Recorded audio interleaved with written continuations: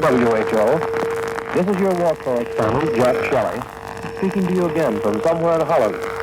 This report is being relayed to you through an Army mobile transmitter and the British Broadcasting Corporation. It isn't very often in this war that you get a chance to talk to men who have been taken prisoner by the enemy and then liberated. But the other day, I had a long conversation with 5 American doughboys who had gone through that experience and then happily reunited with their own comrades. I met them in a town on the northern American defense line above the Nazi penetration into Belgium. They were part of a group of more than 100 GIs who had been captured by the Germans in the early stages of a desperate fight to stop a Nazi armored spearhead. A fight that ended not only with the German fronts being stopped, but their division cut off and chopped to pieces by American tanks and foot soldiers. And when the Yanks fought their way into a town in the center of the pocket, they found the captured Americans still there, and their German guards mighty glad to be able to surrender. The fellow prisoners told me they were captured by the Germans in fighting near an abandoned monastery, and for the better part of 2 days and 2 nights, they were in enemy hands. The first thing I did after I was captured, one of the Yanks told me, was to get rid of some souvenirs I'd gotten from earlier campaigns. I was afraid the Nazis might shoot me if they found German stuff on me. So I hid the junk under a pile of rubble until after I was searched, and then I went back and got it. He still had a souvenir when I saw him. The doughboys said their German captors treated them well enough, partly perhaps because it wasn't very long before it became clear to the Nazis that they were in a trap from which they didn't have a chance to escape. We sure didn't get much to eat, they said, but we'll have to admit the Germans simply didn't have much of anything. They were darn near starving themselves. For more than 48 hours, the American prisoners existed on nothing but potatoes, about half of them raw. The Germans were eating the same thing. The ration was supposed to be 6 potatoes per man per day. But one of the Yanks told me that in almost 3 days, he had only 3 potatoes, 2 of them raw. One said he was lucky. He also got a piece of bread, about 3 inches square. These were the same doughboys who told me that a German officer, who questioned them after they were captured, declared the big Nazi offensive would reach Paris by January 17th. Already, it seems, the Germans had begun to set their sights back a bit. When the enemy drive began about 2 weeks ago, prisoners said their officers were claiming then they'd be in Paris for Christmas. And when our troops get into Paris, a Nazi captain told the American prisoners, then maybe your President Roosevelt will be ready to talk to us about peace terms. It is interesting to note that most of the Germans who talked to the Americans appeared to regard their big offensive not so much as a means of actually winning the war, but of obtaining peace terms that would spare the Nazis the fate they so deserved. Some of the Germans had fought on the Russian front before being transferred to the West, and most of them had never seen an American soldier before the men I talked to were taken prisoner. At first, the rank and file of the Nazi division even thought the Yanks must be British troops. When they finally convinced themselves that these were Americans, the general tenor of them being the stop German propaganda career to wear out men, why should American soldiers be fighting on German soil?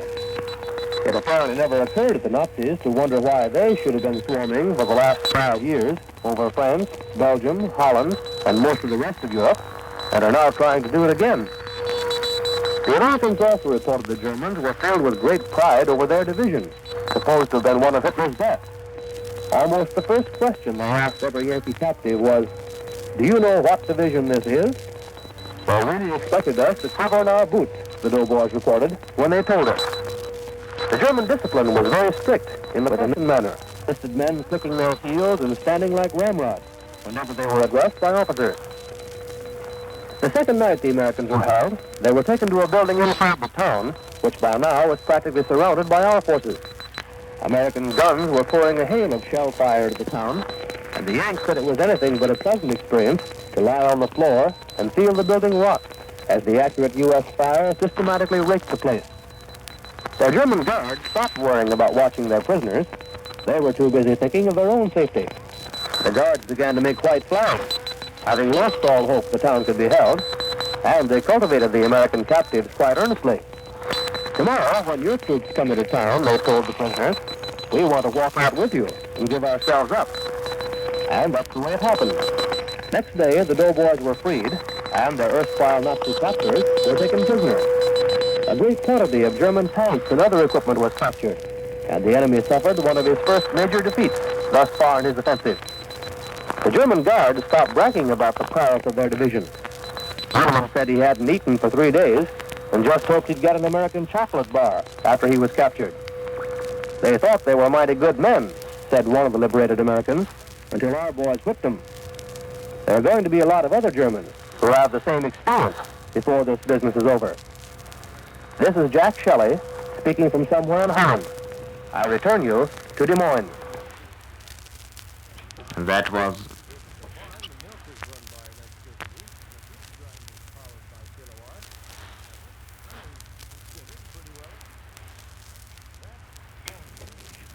the first dispatch by Jack Shelley for station WHO. The second follows almost immediately.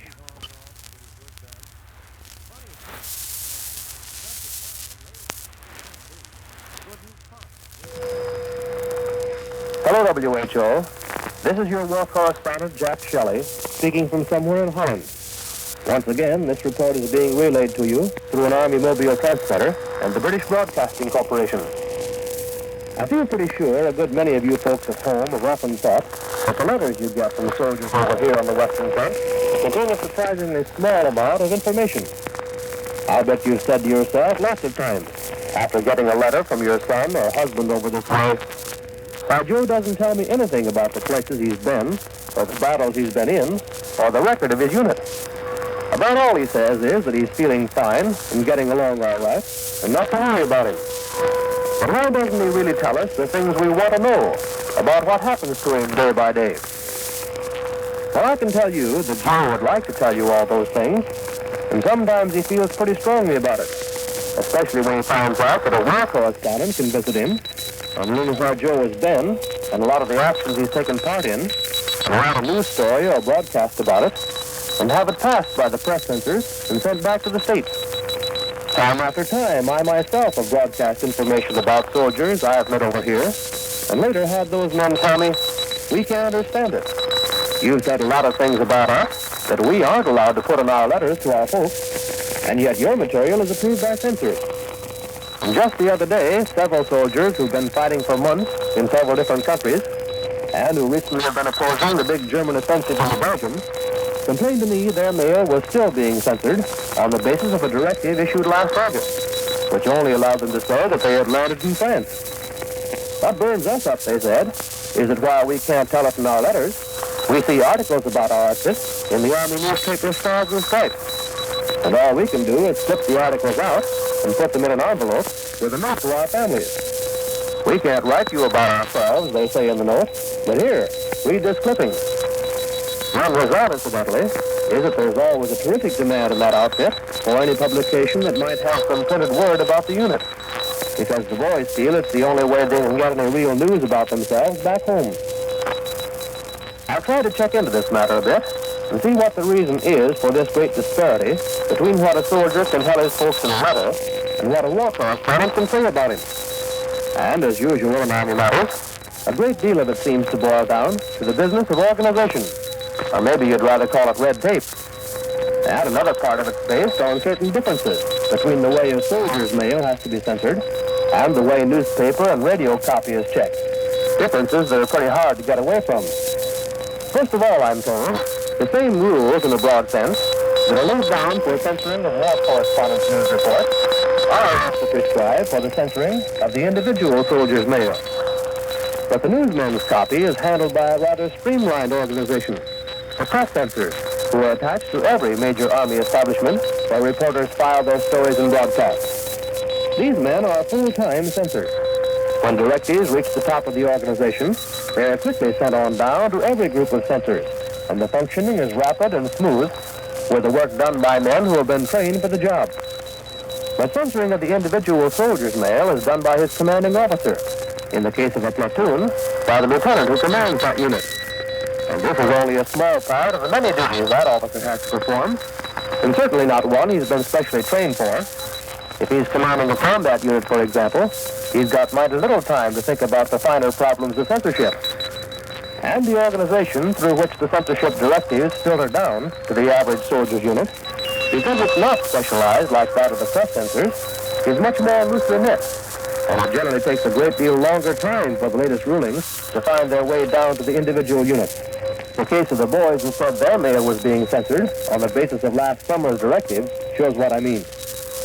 And then these rulings have to be interpreted by officers who are not specialized censors, so we've got a lot of different ideas among different officers regarding what their men ought to be allowed to say in their letters. There's at least one other factor to be considered, too. In the case of combat outfits at the front, there's always a chance that some of the letters written by the men might fall into enemy hands. So the officers checking the mail are likely to be super careful about cutting out any possible bit information which they fear might possibly aid the enemy, and which might be used against their own outfit right away. Perhaps that isn't too logical. The enemy can hear this broadcast, too, and if I let out any information of value to him, he'd have it without delay. As a matter of fact, the Germans even make a practice of picking up portions of broadcasts by American radio correspondents over here, selecting a few lines, and then repeating them over their own Berlin propaganda broadcasts in a distorted way to see if they can't make them serve their own purposes. The Berlin radio did that with a statement from one of my broadcasts the other day, one in which I remarked this was going to be an unmerry Christmas in Europe. It happens to everyone who broadcasts over here. But the point is, your son or husband would tell you more about what's happening to him in his letters from the war zone if he could. There are some good reasons, and others not so good, why he isn't able to. But don't blame him. He's telling you all he can. This is Jack Shelley, speaking from somewhere in Holland. I return you to Des Moines.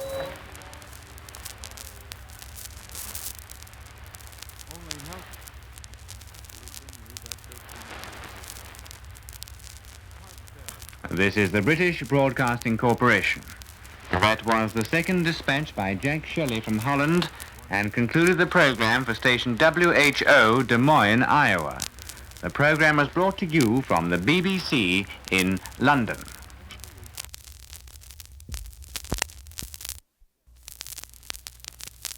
Here is a dispatch by Jack Shelley, somewhere in Holland, transmitted specially for station WHO, Des Moines, Iowa.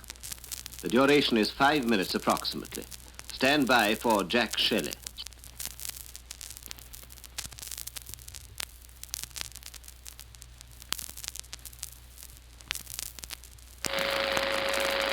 Hello, WHO.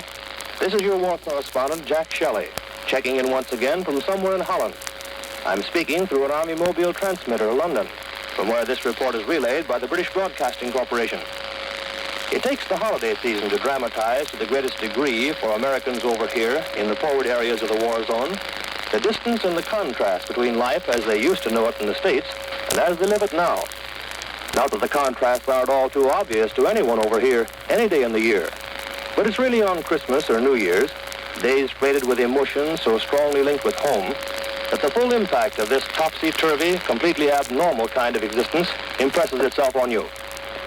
Let me give you just a couple of word pictures of New Year's Eve in a certain Dutch town to show you what I mean. It was another brilliant moonlit night. Christmas Eve was the same way.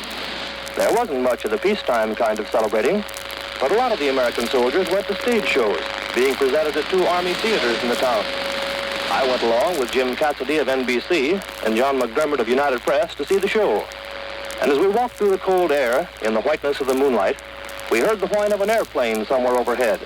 Almost certainly a German plane. You get so you lose most of your enthusiasm for moonlight when you come over here. It may look romantic, but in cold practical effect, it simply beckons to German planes, gives them ideal night bombing conditions, and makes you feel embarrassingly exposed as you walk across an open square with the moon painting long black shadows to outline your figure, twice as big as life, and a good deal less natural. Well, we walked through the night with the moon and the stars and the whine of the German plane above, reached the theater, and sat down with a big audience of American GIs. Presently, the show began, more of a concert than anything else, with piano solos and duets, plus singing and dancing by others among the company of 4 performers. A good show it was, too, starting with classical numbers and winding up with Boogie Woogie, played by a girl in a strapless evening gown. Either the boogie or the gown created a sensation with the audience, which was a strange kind of gathering for a concert, since it wore steel helmets instead of top hats and carried rifles to the boxes instead of canes. But this was the picture that struck me most. The first performer of the evening was a Filipino concert pianist who came out and bowed solemnly in formal dress, white tie, tails and all. You'd have thought it was Carnegie Hall in New York for a moment, as he sat down and carefully adjusted the bench and struck the first notes of Defalia's ritual fire dance. Then he played Debussy's Clair de Lune, and the strangeness of it all came home to me. Get the picture. Here was this man from the Philippines, clad in the black and white formal garb of a civilian world almost forgotten, playing Spanish and French classical numbers in a theater somewhere in Holland for an audience of American GIs, playing a limpid, nostalgic song about moonlight, while outside, in the white glare of a frosty, unfriendly moon, a German bombing plane whined and snarled in the sky. Civilization for a moment, trying to come to the war. An emissary from some other world, bringing musical messages of dreams by artists of different tongues. And the war striking back quickly, beating down the infiltration of this other peaceful world where men had time to create music, saying in the roar of the German plane, "War is the master here, get back to your kennel." Well, the war came out on top this New Year's Eve in a Dutch town. We left the concert and went back to our quarters, and presently the anti-aircraft guns began to fire, and we knew the Germans were back. We sat and listened while the guns roared, first the heavies, and then the more rapid fire, and when the planes whined very low, the tearing sound of the machine guns, like the ripping of a cloth. We heard a few bombs falling somewhere, and the noise went on. These Dutch towns have a great many clock towers with chimes in the steeples of public buildings and churches. The chimes play brief little tunes every quarter hour, and a longer tune on the hour, and they sound for all the world like music boxes tinkling away. And so as midnight struck, to mark the end of 1944 and the first moment of 1945, with guns firing all over the place, I heard those music box chimes playing a light-hearted little tune, and someone downstairs sang an old sign, and the words went on. You have to admit, at least, it was a somewhat unusual New Year's serenade. But it was not one, on the other hand, that I'm looking forward to next January 1st. This is Jack Shelley, speaking from somewhere in Holland. I return you to Des Moines. This is the British Broadcasting Corporation.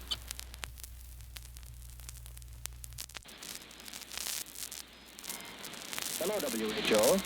This is your war correspondent, Jack Shelley, calling again from somewhere in Holland.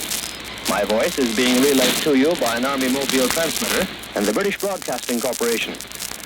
This is going to be a slightly belated report on Field Marshal Montgomery, the famous British commander who was given charge of the Allied armies on the northern flank when the German offensive broke into the American First Army front and started rolling toward the Meuse River in Belgium. You've already heard the main details of what Monty, you hardly ever hear him referred to any other way, of what Monty said the other day when he held his first press conference since the days of the fighting in Normandy. But I'd like to give you a few impressions of Monty from the point of view of an American who saw him for the first time, as I did that day. Now, in the first place, Monty pulled quite a surprise on the correspondents that afternoon. As you heard, he doesn't smoke himself, and in the past he's always made it crystal clear that he didn't want any cigarettes clouding the atmosphere when he spoke to reporters. As a matter of fact, the correspondents had hardly gathered in the conference room when a red-capped British military policeman walked briskly, announcing firmly, "There'll be no smoking, please. There'll be no smoking." But a few minutes later, when Marshal Montgomery came in and stood before the correspondents at the front of the room, just about the first thing he said was that he'd heard they might be more at ease if those who smoked were allowed to do so. "Now, I want you to feel perfectly comfortable," he said, "so you go right ahead and light up your pipes or cigarettes and get set." And then he was on. The older hands among the reporters, who had attended Montgomery press conferences before, looked around at each other as though they could hardly believe their ears. From my seat on the front row, I had a splendid chance to watch Monty as he spoke. My first impression was that he was a somewhat taller man than I imagined from this photograph. Still not tall, but not a fellow you'd be likely to nickname Shorty either. He wore a red beret, which he explained signified his new honorary title, as Colonel Commandant of the British Parachute Regiment, which had been conferred on him by the King recently. A darkish green jacket, bound with a shiny leather belt, very neat, clean, yellow corduroy trousers, and highly polished brown shoes. Hardly a regulation military dress uniform. As Monty himself said, probably no other Colonel Commandant of a British regiment had ever worn quite that kind of outfit, but it was anything but sloppy. On the contrary, it all seemed very neat, clean, orderly, and yet practical. The dress of a man who was going to be comfortable and free to get his business done without a lot of cumbersome stuff hanging on him, and yet be tidy. He wore no decorations, nor, so far as I could see, any indication of rank, unless a metallic badge of some sort pinned on the beret served that purpose. I couldn't tell. This tidy appearance of Monty's quite apparently is a key part of his makeup and plays an important part in the way he operates as a military leader. That was evident in his opening remarks when he gave a brief summary of the German breakthrough and the situation when he took over command of the Northern Allied armies above the Bulge. A battle area at such a time, he said, presents a rather untidy appearance. There's a phrase for you. A rather untidy appearance, with various units more or less scattered here and there, and a general lack of the order you have to obtain to get a cohesive, forceful effort. So one of the first things to do in such a situation, Monty said, is to tidy up your whole area. Get the units that are out of place back in proper position, bring up other units to the right places to restore order, and generally tidy up the area. Yes, that's it, he said. You have to tidy things up. Incidentally, I hope that last phrase or so will give you an idea of how Marshal Montgomery talks when speaking to reporters. He repeats ideas and phrases constantly, so that it's a joy to take notes on him. He's so easy to follow. It isn't annoying repetition at all. He's more or less trying on each main idea or phrase he uses, turns it over several times, samples several different variations of a sentence, and then when he's got it just the way he wants it, delivers the final tested result with a good deal of satisfaction. Another key part of his makeup, I judge, is also reflected in something he told us is part of his military philosophy. That is balance. Having your forces always well balanced, with your feet on the ground, so to speak, so that no matter where the enemy might hit you suddenly, you're not going to be thrown off balance. I look at my situation, he told us, in speaking of the way he operates, and I look for a place where the enemy might be able to hurt me. And I look over there and I say to myself, well now, if he should give me a good one there, I don't believe I'd like it a bit. And so I do something about it and make it right there. Balance. That's what you've got to have. Balance. Well, after you listen to Monty for a while, talking about tidying up situations and getting balance here and there, you begin to feel more optimistic about things. Even though he warned this breakthrough battle is a long way from being over, and even though he refused to make any guesses about when the war would end. They tell me he usually has that effect on people. At any rate, he seems to have done a mighty good job since taking over the Allied armies on the northern flank of the German Bulge. And it warmed your heart to hear his words of praise for the courage of the American soldier, and how he, a British field marshal, has come to love and respect them as he does his own Tommies. And I know from my own observation that the American soldiers over here have a lot of admiration and respect for Monty. They seem to feel pretty sure that as he goes about the job in his own neat, precise way, he's going to ring up another good performance as, to use his own phrase, we tidy up this dirty business over here.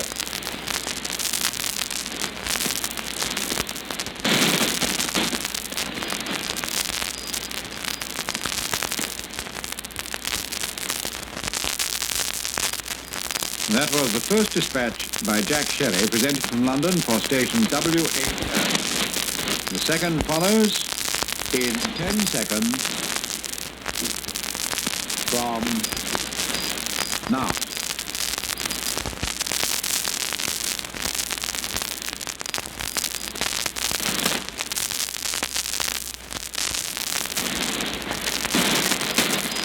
Hello, WHO.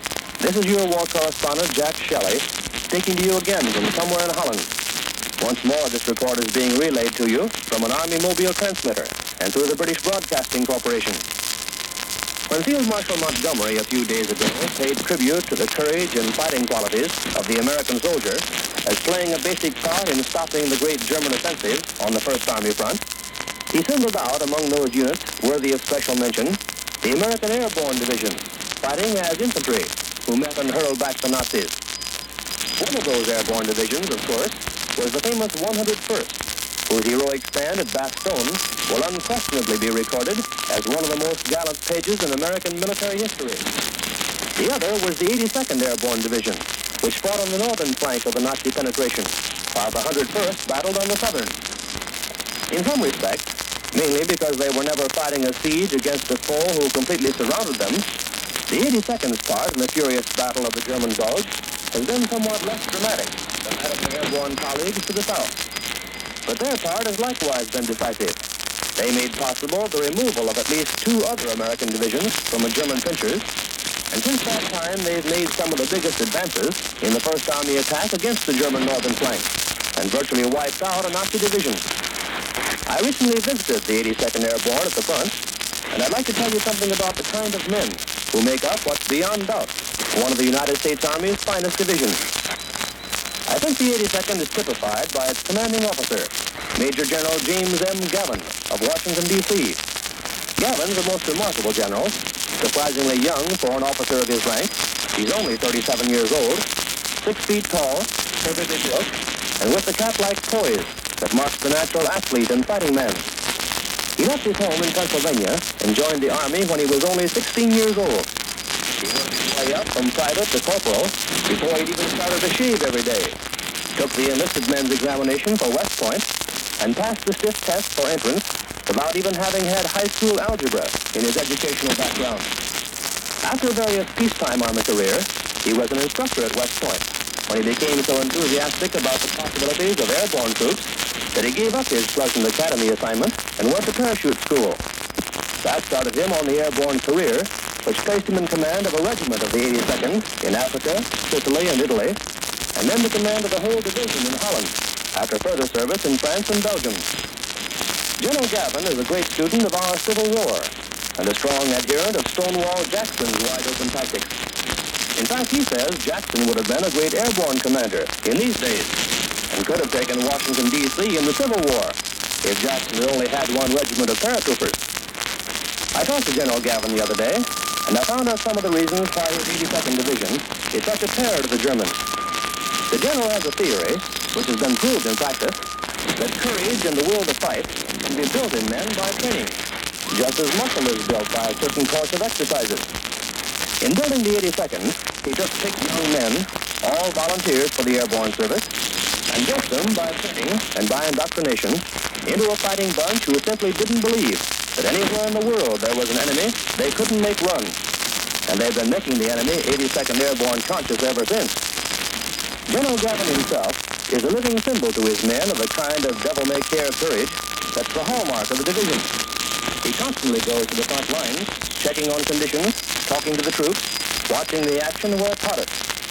Several times in the last week or so, men walking beside him have been killed or wounded, but the general seems to bear a charmed life.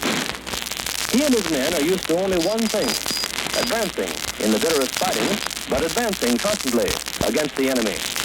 And thus it is that one of their really greatest feats is still, to the men of the 82nd, something they don't like to think about. During the early days of the German breakthrough, elements of 2 other American divisions, the 7th Armored and the 106th Infantry, were cut off for a time by the Nazis and in a very serious situation. The 82nd fought its way down from the north, made contact with them, and held while those forces got out of the trap. At that point, the 82nd held a narrow salient thrusting deep into the German Bulge, open to attack from 2 sides. That didn't worry the 82nd, but it was obviously an unsound military position. It was necessary to form one solid line of Allied forces.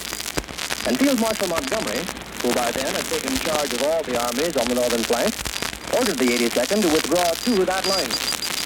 As Marshal Montgomery told us himself the other day, the 82nd didn't want to do it. They urged him to let them stay.